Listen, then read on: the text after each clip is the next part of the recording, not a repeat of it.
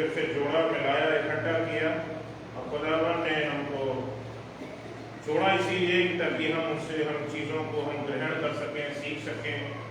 और जहाँ हम सबूतों की बात हम पिछली बार भी कर रहे थे, और व्यवहारिक आत्मिक जीवन में हम लोगों के जीवन में उसका क्या उपयोग होता है, यहाँ तक कि आज हम इसके दूसरे हिस्से में चलेंगे और आज हम पता करेंगे कि हम ये किस प्रकार से राजाओं किस तरह से प्रभावित होते हैं, राजाओं के जीवन में किस प्रकार से काम हुआ है और खुदा ने कैसे उनके दिलों को यूज करता है, इस्तेमाल करता है। मैं बताना चाहता हूँ कलीसिया इस बात को जान ले, परमेश्वर का वचन यही बताता है कि जो राजाओं के हृदय हैं वो परमेश्वर के हाथों में हैं। और जब हम इस बात को कहते हैं, इस बात को हम जानते हैं कि राजाओं के हृदय परमेश्वर के हाथों में है, तो इसका मतलब है कि राजाओं के मनों को नालियों की नाई मोड़ने का काम जो है वो हमारा परमेश्वर करता है। हम एक स्थान पर चलेंगे और पढ़ेंगे, हम लोग निकालेंगे नीति वचन 21 अध्याय और उसकी पहली आयत में हम लोग पढ़ेंगे इसकी नीति वचन 21 अध्याय और उसकी पहली आयत।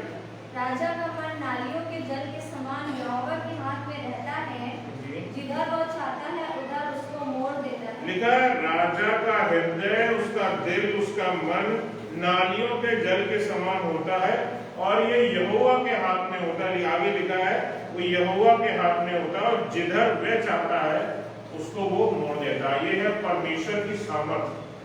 क्या राजा कोई छोटा व्यक्ति होता है? क्या राजा का जो हाथ है वो छोटा हाथ होता है? अजीजों बताना चाहता हूँ, एक अच्छे राजा का जो हृदय है वो परमेश्वर के हाथों में इतना लचीला होता है कि वो उसके द्वारा की गई भलाई करने के लिए लोगों की भलाई उससे हो सकती है।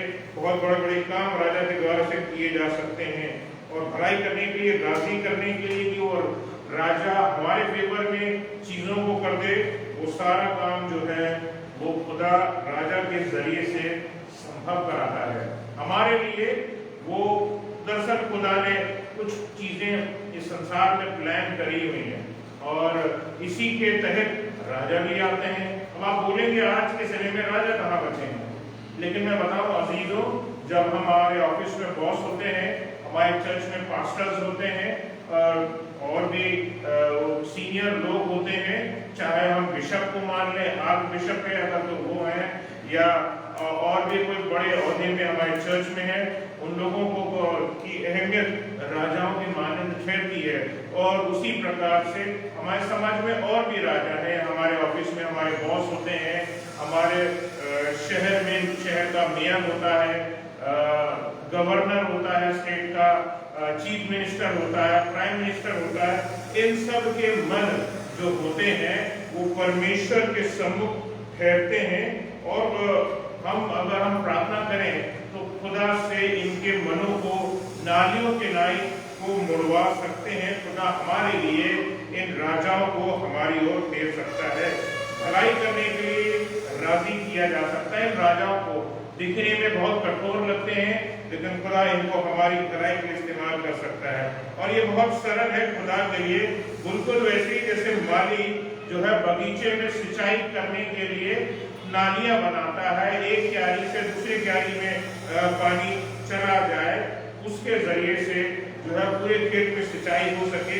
वो इन चीजों को नियंत्रित करता है कि किस वाले हिस्से में पानी जाए, तो इस चीज का वो ध्यान रखता है। खुदा इसी प्रकार से राजाओं को भी इस्तेमाल करता है कि वो राजाओं को भी इस्तेमाल करे और राजा हमारे फेवर में चीजों को करते हैं। इस दुनिया में जो राजा मैंने बताया कि हमारे लिए खुदा ने कराए हैं, खुदा उनके जरिए बहुत सारे काम करता है। बाइबल में भी अगर हम देखें तो बहुत सारे राजा हुए हैं, वैसे बहुत सारे राजा जिन्होंने खुदा के पीछे भी चले और कुछ ऐसे भी जो खुदा के पीछे नहीं भी चले। लेकिन मैं बताना चाहता हूँ कि खुदा ने दोनों को अपनी मर्जी के अनुसार इस्तेमाल किया है, दोनों को अपनी मर्जी के अनुसार इस्तेमाल किया है। कुछ लोग हटीले हो जाते हैं, कुछ राजा हटीले हो जाते हैं, लेकिन खुदा मार्ग निकालता है उस हटीलेपन में भी कि किस प्रकार से उसकी जो योजनाएं हैं वो करी जा सके और नियंत्रित की जा सके। जैसे अगर हम दाऊद को अगर हम देखें तो खुदा ने शाऊल के हाथ से राज्य को छीना और दाऊद के हाथ में सौंप दिया। इसी प्रकार से अगर हम सुलेमान को देखें तो खुदा बाप ने उसने सुलेमान की सबसे खूबसूरत चीज हमें जो ये दिखती है, उसने खुदा से जो मांगा, उसने धन दौलत नहीं मांगी, उसने बड़ा साम्राज्य नहीं मांगा, उसने कोई शान शौकत की चीज नहीं मांगी, उसने बुद्धि और विवेक मांगा। और वो भी किस लिए कि खुदा की जो प्रजा है उसको वो अच्छे से चला सके। खुदा ये सब चीजों को देखता है। खुदा इस चीज से पूछा कि मेरी प्रजा पर राज करने के लिए बुद्धि और विवेक को सुलेमान ने मांगा है। मैं तो सिर्फ इतना ही इसको नहीं दूंगा, मैं तो इससे बढ़ करके बहुत कुछ इसको दूंगा और जरूर से दूंगा। और उसके जैसा कोई 22% जो है बुद्धिमान व्यक्ति दुनिया में नहीं हुआ। यहाँ तक कि मुहावरा भी इंग्लिश में बन गया एज वाइज एज सॉलोमन, यानी कि सुलेमान जैसा कोई भी जो बुद्धिमान व्यक्ति है वो कभी हुआ नहीं। इसी प्रकार से खुदा ने और भी लोगों को जो है वो अपने लिए इस्तेमाल किया। बताना चाहता हूँ कि हेरोदेस, इसको हमें कठोर राजा के तौर पर हमें दिखाई देता है। हेरोदेस वो व्यक्ति है जिसने बचपन में जब यीशु मसीह पैदा हुए थे उसने ये आज्ञा निकाली थी कि किस प्रकार से जो है वो लोगों की हत्या की जाए। और ये एक बड़ी चीज थी, बच्चों को, छोटे छोटे बच्चों को लेकर के हत्या कर देने का काम। लेकिन हेरोदेस का हृदय भी अजीजों जो है वो परमेश्वर के हाथों में था। और विश्वासियों ने, जो समय विश्वासी थे, उनको जरूरत इस चीज की थी कि वो खुदा से प्रार्थना करते तो वो जो छोटे छोटे बच्चों का नरसंहार हुआ वो नरसंहार नहीं होता। लोग भयग्रसित हो गए, लोग राजा के निर्देशों से डर गए कि अरे अब हमारे बच्चे मार दिए जाएंगे। अजीजों, कलीसिया अगर प्रार्थना करती, खुदा के लोग अगर प्रार्थना करते, परमेश्वर के दास अगर प्रार्थना करते तो चीजें पलट सकती थी। खुदा कुछ नए तरीके से कुछ नया काम करता, लेकिन ऐसा नहीं होने पाया। और जिसकी वजह से यीशु मसीह को बचाने के लिए नया तरीका ढूंढना पड़ा। शैतान ने अय्यूब के विषय में भी आज्ञा मांगी कि उसकी परीक्षा ले। खुदा से शैतान ने परीक्षा लेने के लिए, अय्यूब की परीक्षा लेने के लिए जो है वो आज्ञा मांगी। अजीजों, आज्ञा मांगी, परमिशन मांगी। ये छोटी चीज नहीं है, बड़ी बात है। क्या आम आदमी ने परमिशन मांगी थी? नहीं, शैतान ने मांगी थी। वो जो हमेशा खुदा का विरोधी है उसने भी खुदा की आज्ञा, उसने परमिशन मांगी कि मैं क्या इसको परख सकता हूँ, क्या मैं तेरे दास अय्यूब को परख सकता हूँ। उसने एक परमिशन मांगी खुदा से। मैं बताऊं कि शैतान ने तो मांगा खुदा से, लेकिन हम अपने मुंह को सिल लेते हैं, हम अपनी जुबान को नहीं खोलते हैं, हम अपनी जुबान को प्रार्थनाओं में नहीं खोलते हैं। हम खोले अगर जुबान और अगर हम परमिशन मांगे खुदा से तो चीजें हमारे फेवर में हो सकती हैं। वो बातें जो हमें लगता है, हमें उम्मीद नहीं है, बॉसेस से हमें उम्मीद नहीं है, बड़े बड़े अधिकारियों से हमें उम्मीद लगता है कि शायद नहीं है। अजीजों, ये समय है कि आपको वो बड़े बड़े काम जो असंभव लगते हैं प्रार्थना करना शुरू कीजिए। और जब आप प्रार्थना करेंगे खुदा इनके हृदयों को नालियों के नाई बना देगा और निर्णय आपके पक्ष में आएंगे। इस संसार में भी जो हमारे तमाम बड़े बड़े वो लोग जो औहदे पर बैठे हुए लोग हैं, जिनको खुदा ने हमारे ऊपर रखा है कि वो हमारे ऊपर न्याय करें, हमारे ऊपर गवर्नेंस करें, गवर्नमेंट चलाएं, खुदा उनको भी हमारे फेवर में कर सकता है। लेकिन प्रॉब्लम क्या है अजीजों कि हम प्रार्थना नहीं करते। हमारे लिए आवश्यक है कि इन लोगों के लिए हम प्रार्थना करें। हम डर जाते हैं, हम भयभीत हो जाते हैं, हम कुछ और चीजों को सोचने लगते हैं, हम बुरा भला बोलने लगते हैं। लेकिन हमें जो काम करना है वो है प्रार्थना करने का, और वो काम हम नहीं करते। हमें वो काम हम दिल से नहीं करते, और उसी काम को हमें करने की आवश्यकता है। अजीजों, बताना चाहता हूँ हेरोदेस का जो हृदय था वो शैतान को मिल गया, वो शैतान को मिल गया। शैतान ने हेरोदेस के हृदय को ले लिया और कलीसिया के विरुद्ध उसने उसको इस्तेमाल किया। और उससे हुआ क्या, बहुतेरे बच्चे, छोटे छोटे जो बच्चे थे, 2 साल से छोटे जो बच्चे थे, कत्ल हो गए। यीशु मसीह तो बच गए, लेकिन न जाने कितने बच्चों की जानें चली गई। अजीजों, ये गलती किसकी है? ये कलीसिया की गलती है, कलीसिया के लोगों की गलती है, ये विश्वासियों की गलती है कि हम भयभीत हो जाते हैं और हमें जो करना है वो हम नहीं करते। इसके लिए आवश्यक यही है कि हम इन चीज़ों पर हम ध्यान दें, ये हमारे लिए ज़रूरी है। और खास तौर से हमें इस चीज़ का ध्यान रखना है कि ये जो शैतान है वो कलीसिया के विरुद्ध भी इसी प्रकार से फिर काम करना शुरू करता है और हमको इस्तेमाल करता है। मैं बताना चाहता हूँ कि अगर शैतान खुदा से मांग सकता है तो क्या हम खुदा से नहीं मांग सकते? अजीजों, जरूरी इस चीज के लिए है कि हम इस चीज पर हम ध्यान लगाएं। हमारे लिए आवश्यकता इसी चीज की है कि हम अपने खुदा से हम मांगे। फिर कलीसिया जो है दिल से जब प्रार्थना करेगी और राजाओं के हृदयों को बदला जा सकता है। और बदलने के लिए कोई कदम उस समय नहीं उठाया गया। परमेश्वर ने पहले तो शैतान को परमिशन दे रखी थी, और क्योंकि हम जानते हैं कि अगर खुदा बाप ने अगर कोई परमेश्वर ने अगर कोई निर्णय ले लिया तो उस निर्णय को वो खुद भी नहीं बदलता, क्योंकि परमेश्वर के विषय में इस बात को जाहिर है कि वो बदलता नहीं है। ठीक है, वो अपनी बात को नहीं काट सकता, अपनी ही बात को, अपने ही वचन को गलत साबित नहीं कर सकता। नहीं तो शैतान उसके विरुद्ध जो अभी खड़ा है उसको भी एक मौका मिल जाएगा कि अभी तक तो खुदा में गलती नहीं थी, अब तो मैं खुदा में भी गलती निकाल सकता हूँ।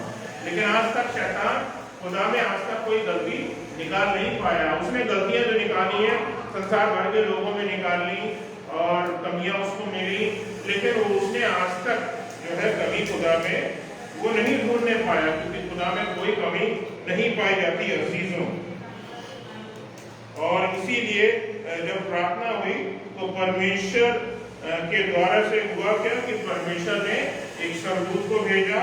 फिर प्रभु यीशु मसीह का एक रेस्क्यू ऑपरेशन चलाना पड़ा कि भैया स्वर्गदूत ने आकर के खबर दिया कि भैया अब यहाँ बच्चे मारे जा रहे हैं, अब यीशु मसीह को लेकर के यहाँ से निकलना होगा, नहीं तो इनके प्राणों पर संकट आएगा। और उसके बाद हम जानते हैं कि यीशु मसीह को बचाने के लिए जो है उनको माता मरियम और उनके पिता यूसुफ जो है वो यहाँ से जो है उनको बचा करके ले गए।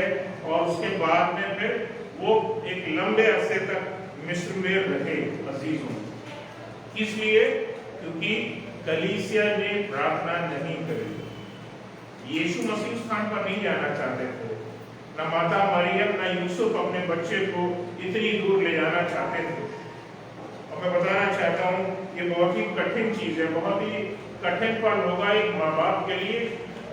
मैं तो स्थान पर होकर के आया हूँ जहाँ यीशु मसीह और को संभाल करके रखने का जो काम जो है वो माता मरियम और यूसुफ ने रह करके किया। वो एक गुफा थी मिस्र में है, उसमें कुआं भी है, वो वहाँ संभाल करके रहे और वो एक लंबे अरसे तक वहाँ उन्होंने रहे। और जब तक रहे, जब तक कैसर की मृत्यु नहीं हो गई तब तक वहाँ उसको रखना पड़ा, उनको यीशु मसीह को वहाँ पे रखना पड़ा। ये एक बड़ी चीज थी, क्योंकि खुदा अपने ही वचन के विरुद्ध नहीं जा सकता था। हमसे यही गलतियां होती है चीजों कि कई बार हम अपने इन चीजों में हम ध्यान नहीं देते। हमें लगता है कि हमारी जो प्रार्थनाएं हैं शायद कारगर नहीं होंगी, या हम प्रार्थना ही नहीं करते हम अपने बड़ों के विषय में। जो हमारे विरुद्ध भी खड़े हों उनसे घबराने की जरूरत नहीं है, उनके लिए प्रार्थना करने की जरूरत है कि वो उनके जो भी निर्णय हैं वो हमारे फेवर में आए। हमें जरूरत इस चीज की है। दाऊद ने ऐसे ही एक काम किया था, उसने इजरायलियों की गिनती करने की अजीजों उसने एक बहुत बड़ी गलती करी थी। और दाऊद ने इजरायलियों को गणना करना जानते हैं आप क्यों करना चाहा? उसने मैं बताना चाहता हूँ उसने परमेश्वर की सम्मति भी जो है, उसकी परमिशन भी जो है उसने नहीं ली। जबकि अभी मैंने आपको जस्ट बताया कि शैतान ने भी अय्यूब के लिए परमिशन मांगी कि मुझे इसको परखना है, मुझे परमिशन दीजिए, तब मैं इसको जाकर के परख सकूंगा। और उसने शैतान ने परमिशन मांगी, लेकिन मैं बताना चाहता हूं कि दाऊद ने जो है सम्मति जो है वो नहीं मानी। उसके अपने भी और करीबी थे, उसने उनकी भी सम्मति जो है वो नहीं मानी। और फिर हुआ क्या, एक बड़ी मुसीबत आई। निकाल ले, पढ़ ले हम लोग इसको। पहला इतिहास दूसरा 21वां अध्याय, पहला इतिहास उसका 21वां अध्याय और उसकी पहली आयत को हम लोग पढ़ेंगे। शैतान ने इस्राएल के विरुद्ध उठकर दाऊद को उकसाया कि इस्राएलियों की गिनती ले।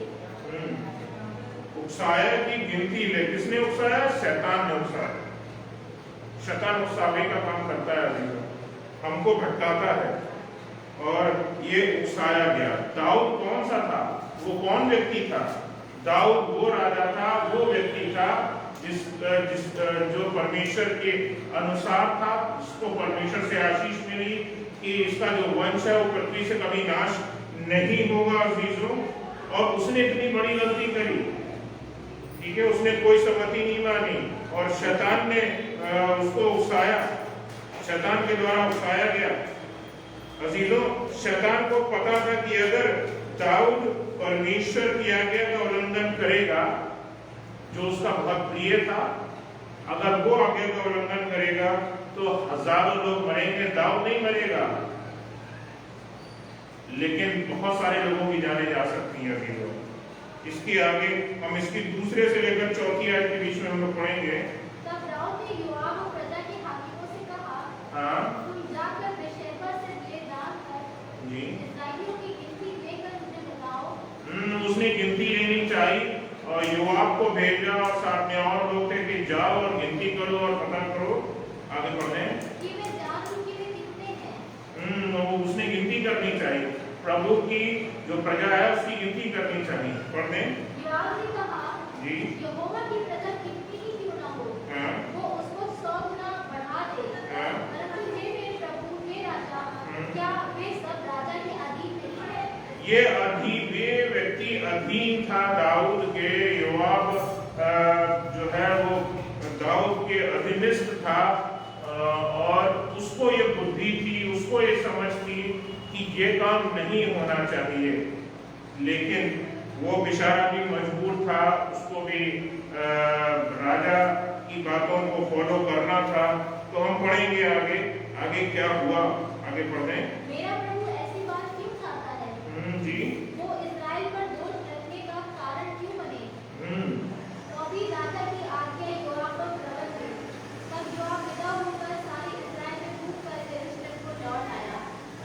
और देखिए इतना प्रबल था उसका, एक मुझे गिनती करानी है, मुझे इजराइलियों की गिनती करानी है, उसको समझाया गया लेकिन वो नहीं माना। तब योआब को मजबूरी में जाना पड़ा कि मेरा राजा बोल रहा है, जैसा मुझे बोला गया है वैसा मुझे करना है। कई बार हम लोगों के सामने भी ऐसी परिस्थिति आकर के खड़ी हो जाती है कि जो काम हम नहीं करना चाहते वो हमें करने पड़ते हैं। हम जिन लोगों को नहीं चाहते या हमें लगता है कि ये चीज़ें नहीं होनी चाहिए, और फिर भी वो चीज़ें हो रही होती हैं। बड़ा कठिन दौर होता है ऐसे लोगों के लिए, हम लोगों के लिए भी। आगे पढ़ते हैं। तब योआब ने प्रजा की गिनती का जोड़ दाऊद को सुनाया, और सब तलवार चलाने वाले इस्राएल के तो 11 लाख और यहूदा के 4,70,000 ठहरे। जी, परंतु इनमें योआब ने लेवी और बिन्यामीन को ना गिना, क्योंकि वो उसने लेवी और बिन्यामीन के वंश को उसने नहीं गिना। कारण क्या था? क्योंकि वो राजा की आज्ञा से घृणा करता था। ये वो आज्ञा से नफरत करता था। इसकी राजा की आज्ञा से नफरत कर रहा था कि गिनती करने का काम दिया गया है, ये मैं चाह नहीं रहा था, और ये लेवी और बिन्यामीनियों को भी गिनना है, इनको तो मैं गिनूंगा नहीं। लेकिन खुदा के ये अगर आज्ञा दी गई है, खुदा का कोई दास हो अजीजों, या उसका ठहराया कोई ऐसा व्यक्ति जो खुदा की आज्ञा ना भी करता हो, मैं बताना चाहता हूँ वो खुदा का एक ऐसा व्यक्ति है जो बहुत बड़ी प्रजा के लिए चुना गया है। यहाँ पर भी हमें कुछ ऐसे ही हमें दिखाई देता है कि कि यहाँ पर ये गलती जो है वो याकूब से हुई और उसकी जो सजा थी वो नाराजगी थी, परमेश्वर की बहुत बड़ी थी और विपत्ति जो है वो इजरायलियों को झेलनी पड़ी। आगे बढ़ने इसके बाद ये बात परमेश्वर को बुरी लगी, परमेश्वर को बुरी लगी, इसलिए उसने इस्राएल को मारा। इजराइल को मारा, परमेश्वर ने इजराइल को मारा। जी दाऊद ने परमेश्वर से कहा, जी ये काम जो मैंने किया वो महापाप है, जी परंतु अब अपने दास का अधर्म दूर कर, जी मुझसे तो बड़ी घोषणा हुई है। जी। और देखिए अब चीजें बदलने पर अब उसको लगा, उसको समझ में आया कि हाँ मुझसे गलती हुई है और अब वो पलटना चाहता था। ये खुदा की ओर से था कि भैया की चीजें अब बदले। अब उसको समझ में आया कि मैंने क्या गलती करी थी। शैतान तो पहले समा गया था इसके अंदर, पहले वो इसके जरिए से गलत काम करवा रहा था। और ये होता है अजीजों, जब हम लोगों के लिए खासतौर से जो हमारे बड़े हैं, जो हमारे अगुए हैं, हमारे दास हैं, हमारे वर्शिप लीडर हैं, हमारे मैनेजर हैं, हमारे बॉस हैं, चीफ मिनिस्टर हैं, गवर्नर हैं, प्राइम मिनिस्टर हैं, अगर हम इन लोगों के लिए अगर हम प्रार्थना नहीं करेंगे अजीजों तो चीज़ें गड़बड़ा सकती हैं। पूरा जो एडमिनिस्ट्रेशन है वो गड़बड़ा सकता है। एडमिनिस्ट्रेशन वो एक छोटे से स्कूल का हो सकता है, एक छोटे से ऑफिस का हो सकता है, या बड़े से बड़े देश का हो सकता है। अजीजों चीज़ें गड़बड़ा सकती हैं अगर हम खुदा के बताया रीति से अगर हम नहीं चलेंगे तो चीज़ें गड़बड़ा जाती हैं और इस चीज़ पर हमें ध्यान देना जरूरी है। बताना चाहता हूँ कि जो राजाओं के जो हृदय हैं, जैसे कि मैंने बताया, वो परमेश्वर के हाथ में है। हमें बस मांगना है खुदा से। अगर शैतान मांग सकता है तो हम भी खुदा से मांग सकते हैं, और जब हम मांगते हैं तो खुदा हमारे लिए करेगा और जरूर करेगा। और जो उसका डायरेक्शन होगा, शैतान के मांगने से पहले कि शैतान इससे पहले हमारे अगुओं को मांग ले खुदा से। अगर शैतान हमारे प्राइम मिनिस्टर को, चीफ मिनिस्टर को, गवर्नर को, बॉस को मांग ले और उनके जिंदगी में कोई बड़ी उथल हो जाए तो क्या होगा? एक बहुत बड़ी विपदा आ सकती है। परमेश्वर के बहुत बड़े बड़े प्लान्स जो हैं वो धरे के धरे रह जाएंगे, लेकिन कोई अगर खुदा से मांगता है तो उसको मिल जाता है, क्योंकि यीशु मसीह ने भी कहा मांगो तो तुम्हें दिया जाएगा। और जब इसी प्रकार से अगर हम देखते हैं, जब शैतान अय्यूब के विषय भी जब मांगने गया तो परमेश्वर ने मना नहीं किया। परमेश्वर ने उसको आज्ञा दी थी कि जाओ तुम उसको परीक्षा लेनी है, तुम जाओ उसकी परीक्षा ले लो। मुझे तो पता है कि वो सब में धर्मी है, पूरे विश्व में धर्मी है, उसके पूरे धरती पर धर्मी है, उससे बढ़कर कोई व्यक्ति नहीं है। और खुदा को ये बात पता थी और खुदा ने आज्ञा दे दी। खुदा ने आज्ञा दे दी क्यों?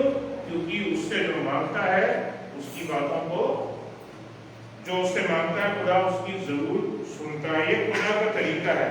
अजीजों, जरूरी नहीं है कि खुदा से मांगने वाला व्यक्ति खुदा का बहुत बड़ा भक्त हो। वो ऐसा व्यक्ति हो सकता है जिसने कभी भक्ति कही ना हो सकता है पहली बार यीशु मसीह को जाना हो सकता है नहीं जाना हो, लेकिन एक अनजान परमेश्वर मान करके उसकी बात को उसने रिसीव किया हो। कुछ भी हो सकती है ऐसी परिस्थितियों में, लेकिन खुदा से जब हम मांगते हैं खुदा जरूर सुनता है। और खुदा ने शैतान की भी सुनी, और अगर खुदा शैतान की सुनता है तो खुदा तो हमारी भी सुनेगा, क्योंकि बाइबल के अनुसार तो वो हमसे सबसे ज्यादा प्रेम करता है, और इतना प्रेम करता है कि उसने हमारे लिए अपने इकलौते पुत्र को दे दिया है। तो इससे हमारी अहमियत और बढ़ जाती है। इसलिए हम जाने कि हमें किन चीजों में आगे बढ़ करके चीजों को करना है। खुदा हमारे रिक्वेस्ट को सुनता है, और जो हमें रिक्वेस्ट हम अपने परिवार के विषय में करते हैं, वो रिक्वेस्ट जो हम अपने चर्च के विषय में करते हैं, खुदा इन सब चीजों में पूरा विजिलेंट होकर के काम करता है खुदा। और शैतान भी बहुत विजिलेंट होकर के काम करता है। मैं बताऊं, और वो एक मौका देखता है कि हम कहाँ गलती कर रहे हैं, कहाँ गलती कर रहे हैं। हमने परिवार के विषय में कहाँ प्रार्थना करना छोड़ दिया, हमने कहाँ अपने चर्च के विषय में प्रार्थना करना छोड़ दिया, हमने कहाँ अपने बॉस के विषय में प्रार्थना करना छोड़ दिया, हमने कहाँ अपनी आशीषों के विषय में प्रार्थना करना छोड़ दिया। वो इन सब चीजों में देखता है, तो हमें इस चीज का ध्यान रखना है कि हम सभी बातों में इन चीजों का हम ध्यान रखें और प्रार्थना करना हर एक व्यक्ति के विषय में हम कमी ना रखें। आप बोलेंगे भैया प्रार्थना तो बहुत लंबी हो जाएगी, लेकिन अजीजों हमें ही करना है, ये हमारा ही काम है और हमें इन चीजों में ध्यान रखना है। अगर कलीसिया परमेश्वर से प्रार्थना नहीं करेगी और क्या होगा, अमूमन ऐसे में क्या दिखाई देता है, क्रिटिसिज्म दिखाई देता है। लोग क्रिटिसाइज करना शुरू कर देते हैं, लीडर्स की बुराई करना शुरू कर देते हैं, एल्डर्स की बुराई करना शुरू कर देते हैं, या पादरी की बुराई करना शुरू कर देते हैं। मैं बताऊं कि परमेश्वर के पास कोई रिक्वेस्ट ऐसे में नहीं पहुंचती, कोई प्रार्थना नहीं पहुंचती। खुदा भी चुपचाप बैठा रहता, देखता है कि ये किस प्रकार से गलती कर रहा है, मैं क्या करूं, मैं क्या करूं, मैं क्या करूं।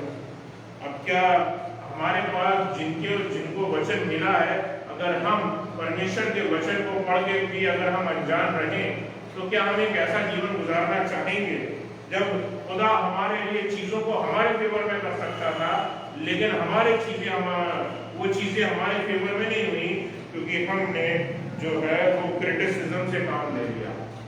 हमें लोगों को क्रिटिसाइज नहीं करना, हमें अपने लीडर्स को क्रिटिसाइज नहीं करना है। दाऊद के हृदय को भी जो है वो यूज किया गया, वैसे ही जैसे इन राजाओं को हमारे विरुद्ध भड़काया जाता है शैतान के द्वारा से, परमेश्वर से आज्ञा मांग करके, ठीक है, वैसे ही आज के समय के जो तमाम लीडर हैं वो हमारे विरुद्ध में काम करते हैं। अगर हम उनके लिए प्रार्थना नहीं करेंगे, हमें उनके लिए प्रार्थना करना है, हमें अधिकारियों की प्रार्थना करना है, ठीक है। जैसे कि छोटा सा एक उदाहरण लेता हूँ कि अगर आपके मान लीजिए कॉलोनी की अगर सड़क अच्छी नहीं है, आप प्रार्थना करना शुरू कीजिए, खुदा बाप यहाँ के जो भी ऑफिसर्स हैं उनका ध्यान इस पर जाए, यहाँ पर जो भी मंत्री हैं उनका ध्यान इस पर पे जाए, और खुदावन आपकी ओर से यहाँ पर एक अच्छी सड़क जो है, पक्की सड़क जो है वो बनने वाला हो सके, ताकि साधारण लोगों के आने जाने के लिए, सभी लोगों के आने जाने के लिए खुदावन सहूलियत रहे। आप करेंगे और वो चीजें आपके लिए हो जाएंगी, हो जाएंगी।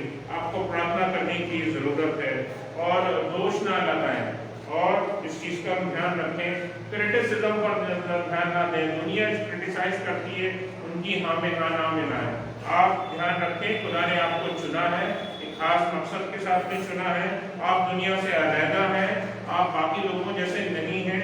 खुदा चाहता है कि आप जो है इस बात पर ध्यान रखें। ये आवश्यक है कि कलीसिया अपने लीडर्स के लिए, अपने पास्टर्स के लिए, शहर के मेयर के लिए, गवर्नर के लिए, चीफ मिनिस्टर के लिए, प्राइम मिनिस्टर के लिए, इन सभी के लिए प्रार्थना करें। हमें इन सब के लिए प्रार्थना करनी है और हम उनका मन जो है वो हमारे और उनकी योजनाएं हमारे लिए हो। अक्सर लोगों का क्या कहना, भैया हमारे लिए तो कोई योजना बनाई नहीं गई, हमारे लिए तो कोई प्लान तैयार नहीं किया गया, हमारे लिए तो कोई सहूलियतें नहीं, इस बार का जो बजट आया इस बार तो हमारे पास कोई सहूलियतें नहीं दी गई। अजीजों, ये इसलिए हुआ क्योंकि हमने प्रार्थना नहीं करी। अगर हम प्रार्थना करेंगे तो निश्चित रूप से उत्तर जरूर मिलेगा। हमें अपने लोगों के लिए भी प्रार्थना करनी है। हमें प्रार्थना करने की आवश्यकता है। 3 चीजों के विषय बता करके मैं आज के वचन को खत्म करूंगा। अजीजों, कलीसिया शैतान से के कार्यों से बची रहे, हमें इस विषय प्रार्थना करने की आवश्यकता है।